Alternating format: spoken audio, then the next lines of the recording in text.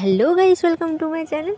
চলো আজকে তোমাদেরকে দেখাই। আজকে এতদিন যে ছাদে জল দেওয়া ছিল সেটা তোমাদেরকে আগে আমি দেখিয়েছি। আজকে সেই জলটা ছেড়ে দেওয়া হবে, তো চলো দেখতে থাকো। আর ছাদে না যে পাইপটা দেওয়া ছিল না, সেই পাইপটা না পুরো শ্যাওলাতে ভর্তি হয়ে গিয়েছে, তার জন্য পাইপটা খুব ভালো করেই ধুয়ে নিতে হচ্ছিল। আর জানো তো ছাদে জল থাকার কারণে আমাদের জামাকাপড় মিলতে ভীষণ অসুবিধা হচ্ছিল। হ্যাঁ, নিচে জায়গা আছে অনেক, কিন্তু নিচে না পুরোটাই সেট করা, কলতলার ওখানে সেট করা, সামনে সেট করা। এবার শুধু না বাগানের জায়গাটা মানে ফাঁকা আছে। তো তোমাদেরকে বাগানের জায়গাটা দেখিয়ে দেবো। ওইখানে না গাছপালায় মানে গাছ ফাছ বসিয়েছে, তো তার জন্য বাগানের ওখানেও না জামাকাপড় মিলতে খুব অসুবিধা হয়। এবার ছাদের মতো কি আর নিচে রোদ্দুর যায়, বুঝতেই তো পারছো।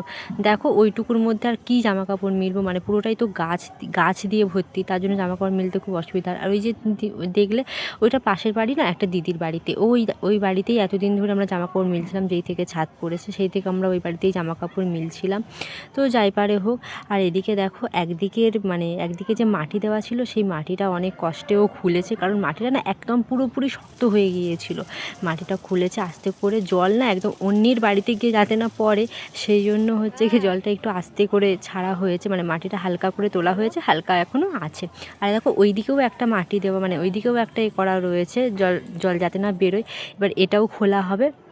এটা খুললে তো পুরোপুরি সর্বনাশ, তোমরা দেখো, দেখলেই বুঝতে পারবে। দেখো এই জলটা পুরোপুরি ওই বাড়িতে পৌঁছেছে, মানে পেছনে যে বাড়িটা আছে আমাদের, ওই বাড়িতে চলে যাচ্ছে। দেখো ওই বাড়িতে চলে যাচ্ছে, খুব মুশকিল হচ্ছে। ওটা তো অন্যজনের বাড়ি না, চলে গেলে খুব মানে বাজে একটা ব্যাপার। হয়তো কিছু বলবে না, কিন্তু বাজে ব্যাপার না। আর এই জলটা দেখো একদম ঠিকঠাক পড়ছে, কিন্তু ওই জলটা না অন্যের বাড়িতে গিয়ে পড়ছে। তার জন্য মানে ও আবার তাড়াহুড়ো করে মাটিটা আবার ঠিক করে দিল যাতে জলটা আসতে পড়ে। তো চলো দেখতে থাকো। আর ওইগুলো না এসি মোড়া রয়েছে, কারণ বাড়িতে যেহেতু এত কাজ হচ্ছিলো সেহেতু ওই মিস্ত্রিরা ওইভাবে মুড়ে দিয়েছে। আমার শাশুড়ি মাও চলে এলো, দেখছে ওনার ছেলে কীভাবে কাজ করছে সেটাই দেখতে এলো। জল ছাড়া হয়েছে, কিন্তু জল ছাড়তে না অনেক সময় লেগে যাবে। 2 ঘন্টা তো কমসে কম লাগবে, যেহেতু জল আস্তে আস্তে ছাড়তে হচ্ছে সেহেতু 2 ঘন্টা তো লাগবেই। তারপরে ছাদটাও পুরোপুরি পরিষ্কার করতে হবে। তো আমি নিচ থেকে আবার ওপরে চলে এলাম, দেখলাম যে বাহ, ছাদটা তো খুব সুন্দরভাবে পরিষ্কার করে দিয়েছে ও। আর বাবা দেখো বাজার থেকে এইগুলো নিয়ে এসেছিলো, তাই ওকে একটা দিলাম, কারণ ও ঘুম থেকে উঠেই ছাদে চলে এসেছে, কিচ্ছুই খায়নি। চলো আজকের ভিডিওটা এতটাই, টাটা সবাইকে।